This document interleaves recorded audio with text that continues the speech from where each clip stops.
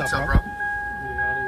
What's that sound? Oh, yeah, you have to put your seatbelt on. The car knows. Nah, you just gotta turn up the radio. The car still knows the seatbelt's not on. You know what? Hustle's behind you.